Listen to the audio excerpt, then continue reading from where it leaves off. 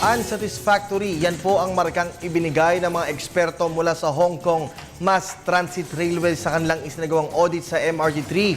Nakasaad din po sa report ng MTR na kung hindi agad magsasagawa ng pagsasaayos at practice maintenance works, lalala pa ang sitwasyon ng MRT sa mga susunod na taon. Sa isinagawang audit naman ito, hindi pa kasama ang pagkakadiskaril ng isang tren noong August 13 at iba pang mga naitalang aberya ng mga sumunod na buwan. Samantala, hindi na nabigla si DOTC Secretary Joseph Emilio Abaya at ang MRT Holdings sa resulta ng audit dahil na rin sa mga lumang tren at riles nito.